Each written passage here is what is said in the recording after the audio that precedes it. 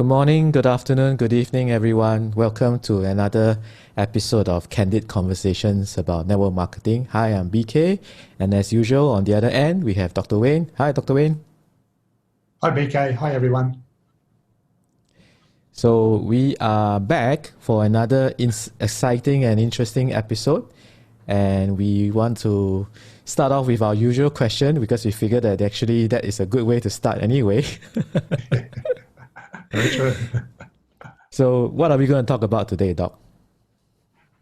Today, we're going to look at the rise of the network marketer entrepreneur, what that means, what the word entrepreneur means to us.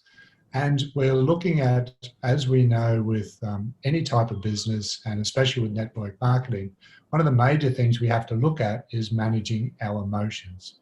So managing our emotions is certainly key in moving forward in any network marketing business. Would you agree, BK? Definitely, definitely. And I think, sometimes in our industry, we have a lot of catchphrases. And of course, one of the catchphrases we always hear is something like discipline the disappointment, right?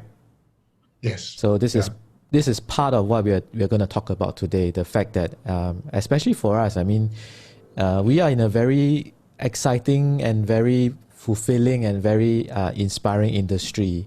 But sometimes there are certain things that can kind of bring us down, but it's just part of business anyway, right? So we're going to talk about how to manage our emotions as full-fledged entrepreneurs. So just a quick highlight, some of the things that we're going to talk about today, we do have them in show notes, which is why we was laughing about it just now. Because whenever in our previous season, we will always kick off with a question, what are we going to talk about today?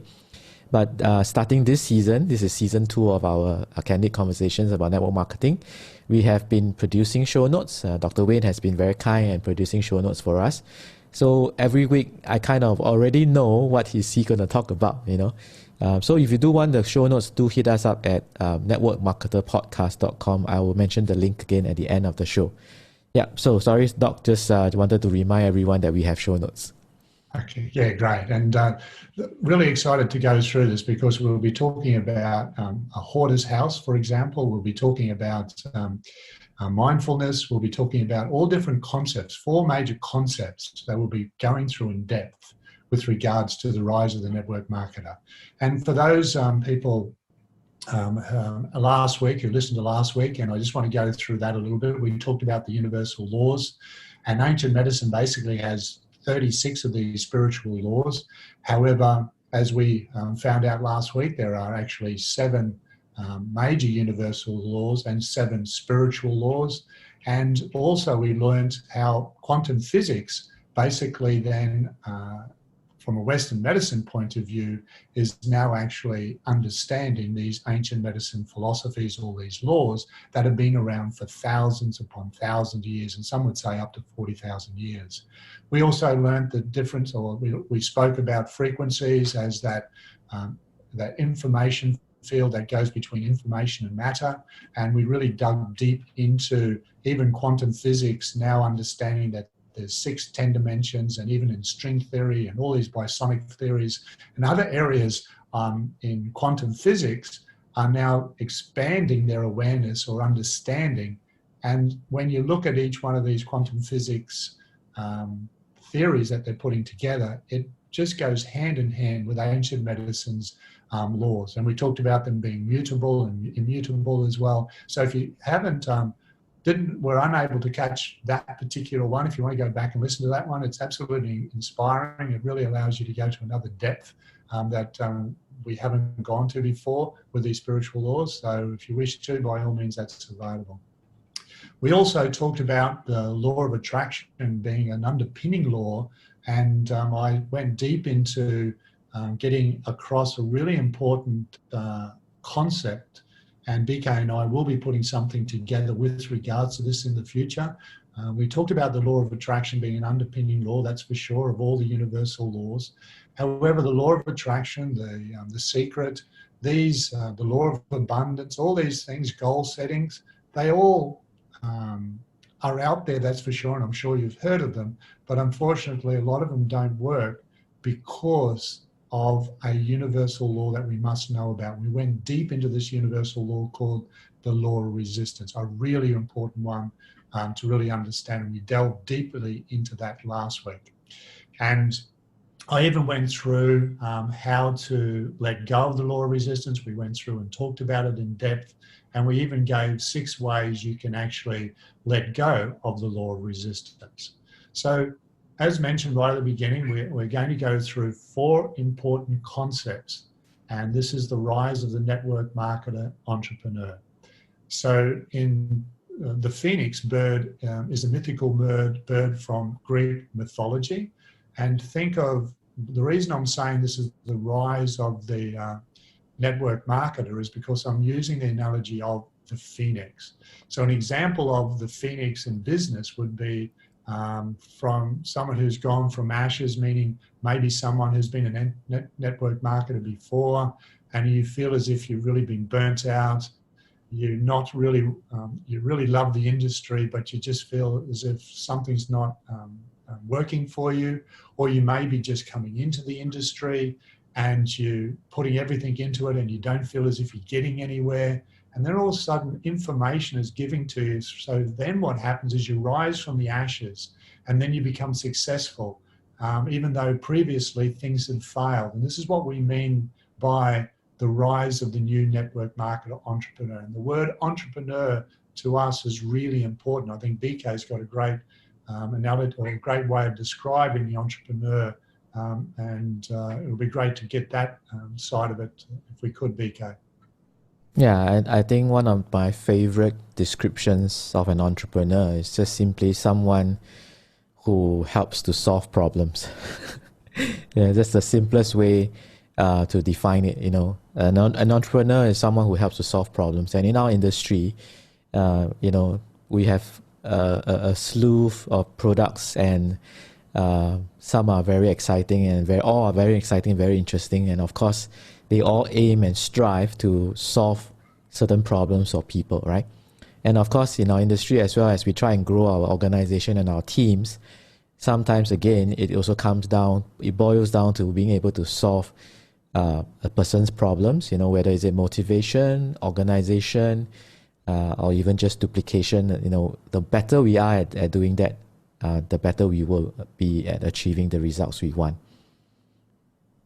Yeah, exactly. And this is what we mean by the rise of the network marketer entrepreneur, because as BK mentioned there, the most important part about moving forward in your network marketing business is to be that leader, to be that person that you wish to aspire to. And sometimes we've got to dig deep to find that person. So hopefully this session, this podcast we'll go through today will help you in this, to be that person that you want to be. So these concepts I'll be going through, number 1 will be, I want you to think of the color orange. I'll be talking about Aristotle.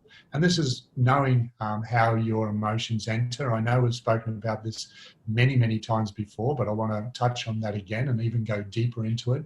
Then the second concept I'll be going through then is describing a hoarder's house and what that means to us in terms of our brainwave frequencies, etc. And then I'll be looking at how we can actually then change some of maybe the beliefs that don't serve us. And we'll be going deep into that as well. And then I'll be touching on the law of resistance again, because it's so important to understand. So firstly, just going back to concept number 1, and emotions basically come into us, and we're pre-programmed prior to the age of 7. And I think it was, if we go back to Aristotle, basically once said, give me a child until he is 7 and I will know you, the man. And you can, so give me a child until she is 7 and I will know her, the woman. And even the Jesuits knew this. I think it was Francis Xavier, the co-founder of the Jesuit order, said basically the same thing. Give me a child until he is 7 and I will give you the man, in terms of he will then have religion as its basis, or if it's a woman as well. So from an ancient medicine perspective, we've talked about this in terms of the mistake of the intellect. And we love that description, because mistake means that we can then change it. We can then adapt. So from an ancient medicine perspective, the cause to all disharmony, the cause to all emotional disturbances, the cause to why you're not at the level you may aspire to right now. If you've got, you might want to get to a presidential triple diamond or whatever it might be, whatever it is, one of the highest ranks in your network marketing company. And right now you might just be right down at some of the other ranks, the lower ranks. And for some reason, you're not able to move forward.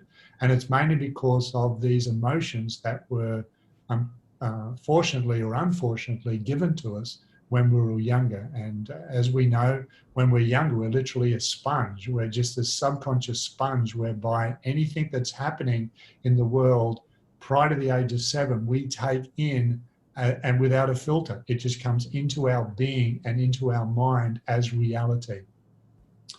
From a Western point of view, lately in the last 20 years, Western medicine has then put together the scientific data to suggest that 95% of who we are is programmed prior to the age of 7.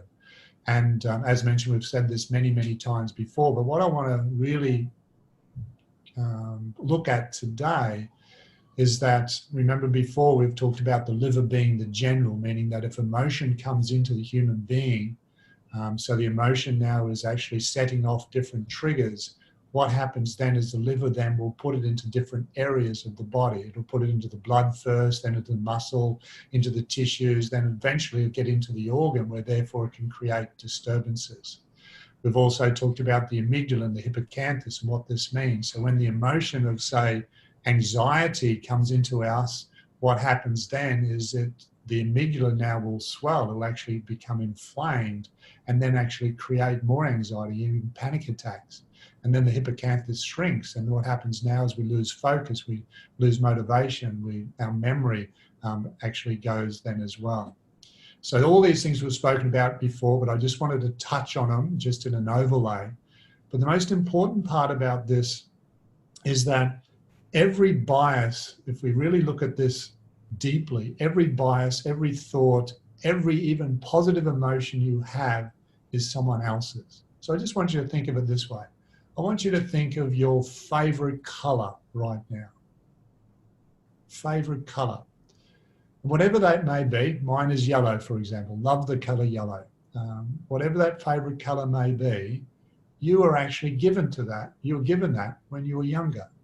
For example, for me, it might have been when I first said yellow to my parents, wello, wello, wello. And they basically embraced me and hugged me. And therefore, yellow became this color that now I take on board as me. The same as my favorite food, the same as my favorite car. Some people love Holden, some people love Ford, some people, if you get into politics, are Labor, some people are Liberal or Democrats or wherever we are, all these things have basically been put into our being prior to the age of 7. Now, the important thing about this, if we really understand this at the level that we're bringing this across, is that from an ancient medicine perspective, it's a mistake. Not to say that the color of yellow is a mistake, it makes me feel warm and makes me feel good. Okay, that's a positive. However, it'll be better if that color was a neutral to me from an emotional point of view. So looking at this from another angle, when we are in the now, or other people will say we're in the zone. When we are in that area, what happens then? We are able to create. However, if we're in an emotional state of always thinking in the future, this will then actually create anxiety, for example. If we are in a state of the past, if we're always thinking in the past, then this is more depression or melancholy or just loathing or just sitting within yourself, okay? Anger and frustration is more that you can have a bit of both. You can have thinking in the future and thinking in the past. And the most important part about this is that when you're in the now and in the zone, if you are really listening to BK and myself, and it's myself right now, if you're listening to me and you're in the zone and you're in the now, you will have all the energy you will need. You will not feel tired. You will not have an emotional roller coaster up or down. Everything is neutral. But what you're doing from that space is you're actually creating.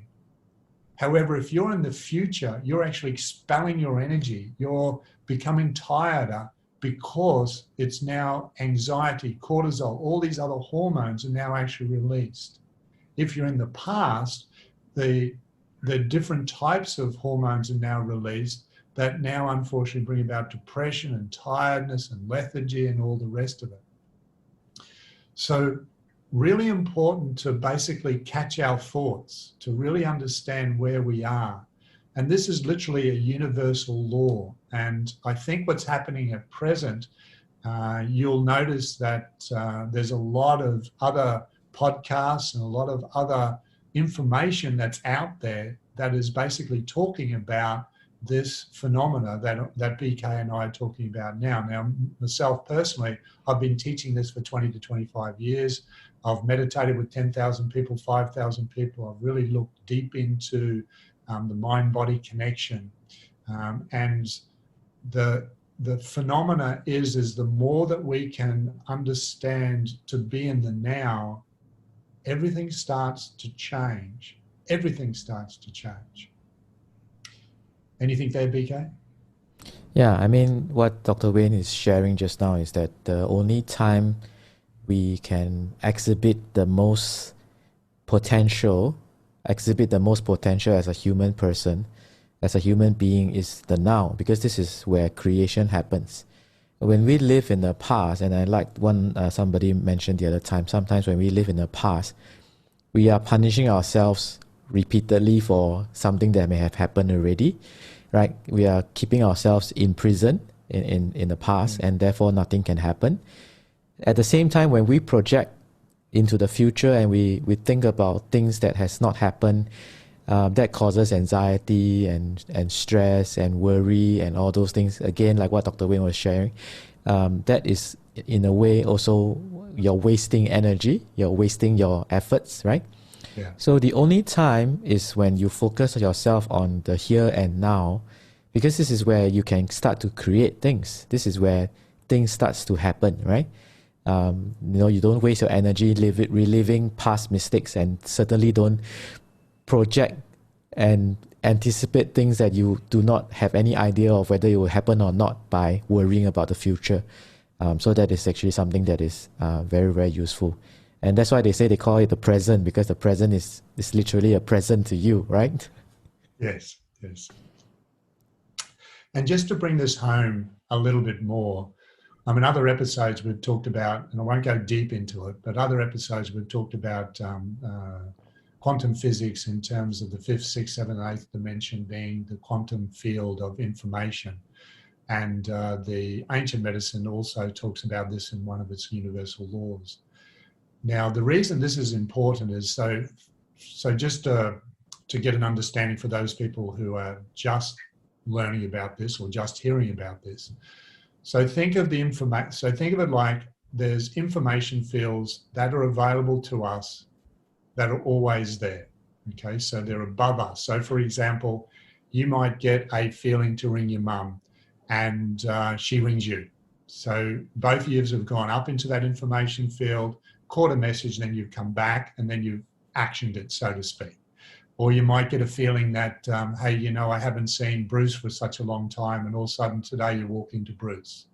Or you might get a feeling that, hey, I don't think I'll go on that plane trip today. I just got a feeling that I won't, or it just feels rushed. And unfortunately, you hear that plane unfortunately was delayed severely, and they had to wait 6 hours, and they had to do this and do that. And you go, wow, luckily I didn't do this. Now, the reason I'm bringing it up here in this particular area as well is because when you are in the past or the future, you're now open to other information fields.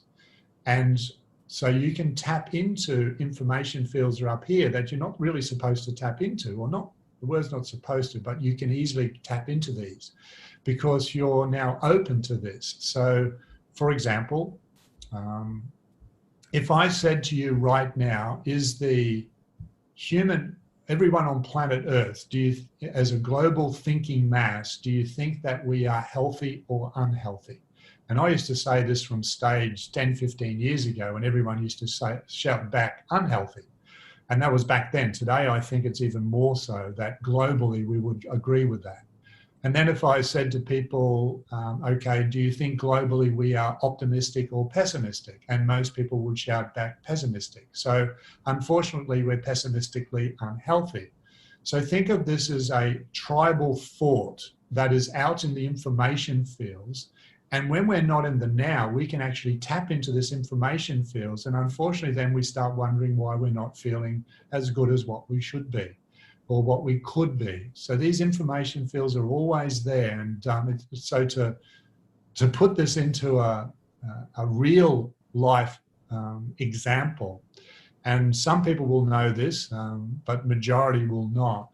Even, for example, the rise and fall of dresses is dependent upon our thoughts. The movies that come out at different times is the end result of the way we globally think. What else would I suggest? Even in different, what's another one? I'll just use those two as an example. So if you go back to, say, there was a low time in society back in around about the 1900s, somewhere there, when dresses were basically went down to the floor. All women had to wear dresses down to the floor. And then there was a little peak in the share market at that particular time, and the dresses actually went up to the ankles. Okay, so they went up to the ankles. That was a big deal back then. Now, put this into another perspective, then we went to the roaring 20s. And of course, this was the invention of the miniskirt. So the miniskirt now is basically showing that we've got opulence and we're more risque and all the rest of it. Then the Depression happened. Guess what happened to the length of the skirt? It went down. And you can look at that and you can go back in history, and generally you'll find this is a broad brush statement to be correct. And even today, it's interesting. You look at models and people out on the catwalk, for example, and today it's basically they've got a short dress with a long dress. And what that means is they're really confused about which way things are going. I'm not sure if I'm optimistic, I'm not sure if I'm pessimistic, but because of the long dress, they're mainly pessimistic, but there's a little bit of optimism there.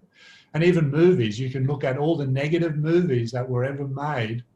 I shouldn't say all, but probably 80 to 90% of them were made in a downturn in the economy or a downturn in the way we globally think. All the great movies like Walt Disney and all the animation movies, all the funny movies were actually made in the upturn of the economy. And I can go on and on and on with all different examples of this. But the major thing that I want to talk about here is these information fields are available to all of us, but we don't want them to be available to all of us because they can actually influence us in a negative and yes, a positive way, but I would rather be influenced by my own consciousness. And this is why it's so important to stay in the now, so important to stay in the now.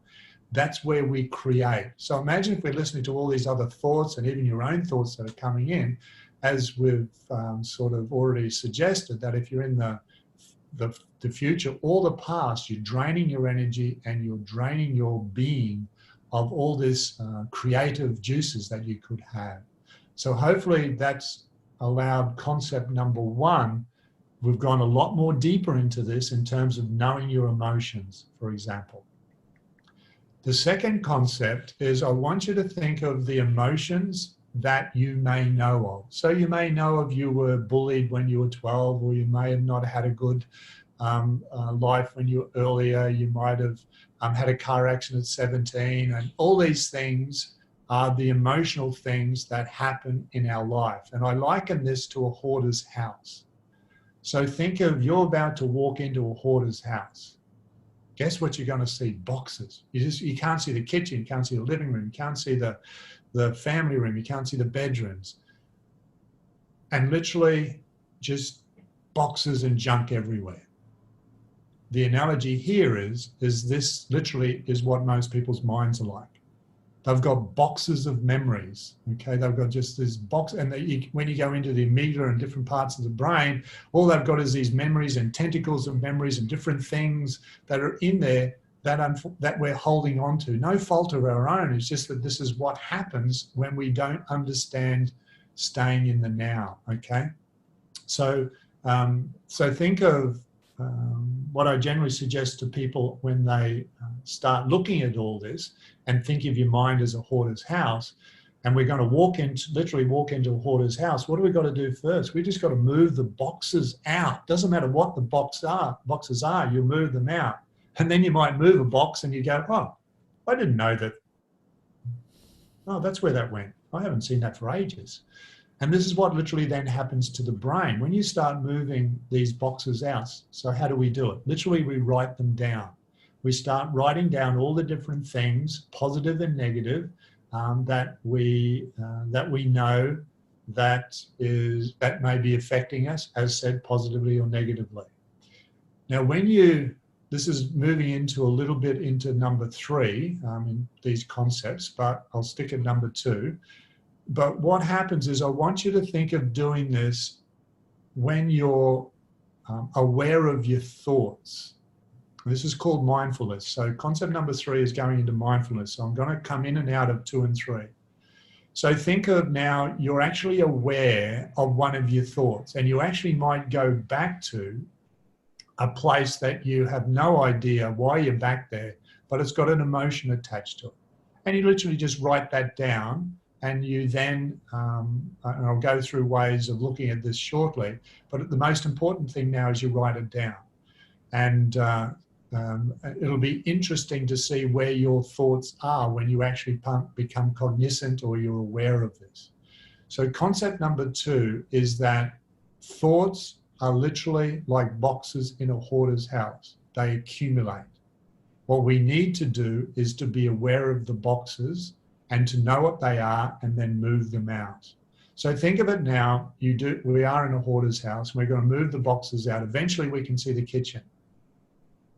The kitchen represents, in the brain, the way we deal and the way we handle food. So if food is a problem and you have problem with sweets and different foods, and you love sugar and you love the biscuits and you go to the fridge often, there's some sort of mind virus that's in there that's allowing you to do this, because there's so many boxes that have been in the road prior. The family room represents your analogy with your family. The living room with regards to friends and etc. Bedroom. So you get the idea that the analogy of the hoarder's house is literally our mind, and then our way we then deal with different parts of food, different things with relationships and family and friends, etc., etc., etc. So how does that sound there so far, BK? Any insights? Yeah, it makes perfect sense. Yeah, I think sometimes, like I was sharing with Dr. Wayne about a week ago, there's it's interesting concept that I just came to know about, something called the second brain, which is also it is related in somewhat, but this is more for organization or organizational skills, but I think it's also highly, highly useful. So to be able to journal down and write down the things that are going on in our mind, kind of also frees us from clutter and frees us from the ability to focus a bit better. There was I can't remember who was a speaker, because nowadays we do a lot of personal development. Sometimes a lot of these ideas can come over from all over the place, right? But something that was mentioned the other day was about our mind is meant for creation. It's not meant for storage. And unfortunately, most of us use our mind for storage. We keep a lot of junk inside. So what Dr. Wayne is suggesting is a wonderful way where you kind of start to move out all the boxes that shouldn't be in the mind or in the brain. And when that happens and you clear up the space, you have a space for creation. Correct. Yes. So now we're going to move into zone number 3. And zone number 3, as I said, is this concept, and I'm sure you've heard of it before. It's been around for in thousands of years, that's for sure. But it's the word called mindfulness. So how do we change? And basically, the way we change is the more we are in the now, the more, therefore, we create. Now, this is understanding that you already have your why, you already have your goals, you already understand the law of resistance, which we'll touch on at the end. Once you have all this aligned, you only have to write these things down once. And once they're achieved, then you actually then go and write a new goal or a new why. So say, for example, we've got a seed. So think of a seed and we want to grow an apple. So we put the seed of the apple into the soil. Now, we know and trust that if we water that, we know the soil is okay. We know that that is going to basically create an apple tree, and through time, a couple of years, I'm not exactly a horticulturist here, so I don't know how long before they actually bloom and actually give fruit, but we know with time it's going to give rise to an apple, to a whole lot of apples. And the thing we don't do is we don't go and re-dig and plow into the soil to find out what that seed's doing.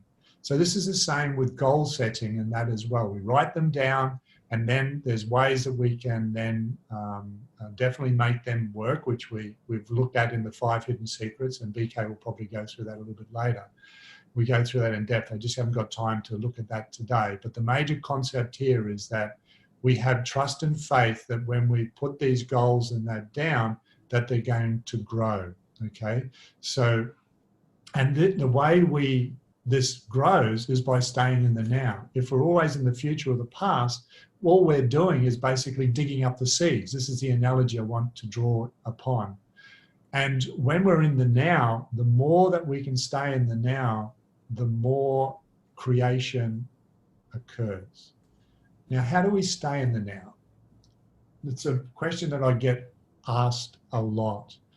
And one of the best ways that I have found, it's a concept once ago that goes back thousands of years. And it's basically, it's smiling with your eyes. If you smile with your eyes, and even try it now, so you literally smile with your face first, and then you smile with your eyes, you'll find immediately you'll actually be in the now. It's kind of like when you see a child stare and they're staring, and that child is literally in the now, right there and then. Now, if you're smart, now remembering everything we're talking about, the mind is exactly like a muscle. So think of it like if you have an exercise for a long period of time, and then you go and try to do some exercise, you're going to be really sore for 2, 3, 4 days. And if you didn't understand that, you probably never exercise again. But if you then understood that, and then you went back, and then you actually 3, 4 days, you let some of the inflammation, the pain go away, then you did it again, you notice you get stronger and stronger and stronger. And the interesting thing about the human body is the more we put the body under stress, now meaning not all time stress, but the more you put your body under and your mind under stress, and especially if you're doing it in a way that is positive, then what will happen is you'll end up with more strength and more muscle power, if we're talking about muscles, and it's the same with the brain as well. So what will happen is when you start this idea of smiling with your eyes and then literally staying in the now, guess what's going to happen? You're going to go somewhere else. It might be in the future, it might be in the past. When you do find yourself going into the future or the past, it doesn't matter. What I want you to do is catch yourself and remember what you were thinking about, and then bring yourself back to the now. The more you can do that, you're actually then letting go of whatever it is that is in the future. Exactly the same thing happens in the past, exactly the same, or exactly the same with any emotion. So say you're, like for example, myself, I was in the now the other day, and I'm doing a meditation. All of a sudden my mind went to, it was about 30 years ago, and I was on a fishing expert. I was out fishing with some friends, and for some reason, all I felt was just this anger. And I remember feeling it when I was out there, but I'd forgotten it for 20, 30 years. And all of a sudden, this thought came to me. And then what I did then is I looked at it. I then wrote it down. I brought it back to the now, and then I basically let it go. The more, what I did then is I put affirmations over the top of it, and then it basically disappeared. Now, this is when affirmations really, really do work. A lot of the times, once again, they don't work. the same as the law of abundance, law of attraction. These things, goal setting, unfortunately, don't work unless you know the law of resistance. And we went through that in deep detail last time. So if you want to know more about the law of resistance, please go back and listen to that one. But as so that you can, especially if this is the first time you've listened, the law of resistance states whatever you resist in life, you'll attract. So if you want to be the number one, or in the top, or in your millionaire club in your network marketing business, the resistance basically says that you're not going to. So if you have to be okay with never being the within the $1 million club in your network marketing business. And the way you do that is by letting go of all this. And this is where affirmations can come in. So say, for example, the law of resistance is that you're not going to become one of the $1 million club. So what you do then is you put affirmations over the top of that. So the positive of that would be, in the next 12 months, I will be in the Millionaires Club, whatever is real to you. Okay, if 12 months is too close, it might be 2 years, it might be 3 years. So you put an affirmation over the top. So think of the seed. The law of resistance is then the negative. And what we're going to do then with affirmation, smiling with your eyes, staying in the now, you're going to then keep on covering over the top this affirmation, and that's going to keep on covering over the top of this seed that is the negative seed. And eventually, so I want you to now think of a real seed. Okay, we've got a real seed. I'm going to put it in the soil, and if I put it down around about, say, 7 inches, somewhere there, we know that that's going to sprout. But say, for example, now I come along and basically every day I put another shovel of dirt on top, another shovel of dirt on top, another shovel of dirt on top. What's going to happen is that seed will not grow, because there's too much soil, too much resistance that's going to stop that seed to grow. And it's exactly the same with this concept that I'd like to share with you. This is where we've got to find the law of resistance first. Find out that which you don't want. Allow yourself, we're not going to concentrate much on it. We're just going to acknowledge that it's there. If you don't acknowledge it's there, the law of resistance is going to take over. Then we put a phrase that is then positive, and then we put it over the top. However, if you're in the past or in the future, it's still not going to work. You have to be in the now. How do we stay in the now? We now know by smiling with your eyes. Now, the other way you can now put this into another level, if we now know if you can then release different positive hormones like serotonin, all these other positive hormones, you will then get another level of positive response. So if you can smile with your eyes and then even visualize someone that you love or something like that, and then say the affirmations, you get another positive response. If you're able to do that with exercise, you then get another positive response as well. And a lot of people have then said to me, Wayne, well, how come I'm doing this and I've got a friend of mine who's doing it as well? We're both doing exactly the same thing, and my friend is getting so much better, already in the $1 million club, and I'm not, and I seem to be lagging. And the main reason is because some people, due to prior to the age of 7, they haven't got much stuff in their hoarder's house. They haven't got much baggage. They were blessed in a way in terms of they, for whatever reason, due to what happened prior to the age of 7, they haven't got much baggage. And when they do this, things just happen really, really quickly. Whereas the other person, due to what's happened prior, there's a lot more baggage and there's a lot more resistance. It's not that it's not going to work. It's just that it might take a little bit longer time for you to get rid of the tentacles and all the emotional stuff that may be holding you back. So this is really important, understanding the law of resistance and then understanding how we can change by using this mindfulness technique. And hopefully this has given you these 4 concepts have given you new insights and how you can become the network marketer entrepreneur, allowing the phoenix within you to come forth. Awesome. So I just wanted to highlight something to those of us who are listening in, right? The things that we are talking about, do remember that we are not trying to give you reasons or excuses. We're trying to point you towards a framework, So, and we are bringing awareness to you, to your understanding. And like what Dr. Wayne was sharing about, right? A lot of times it is the mistake of the intellect. So these things that we are talking about how you are conditioned from your younger days, be prior to the age of 7, we are not trying to give you excuses, We are trying to give you a framework. We're trying to give you a framework.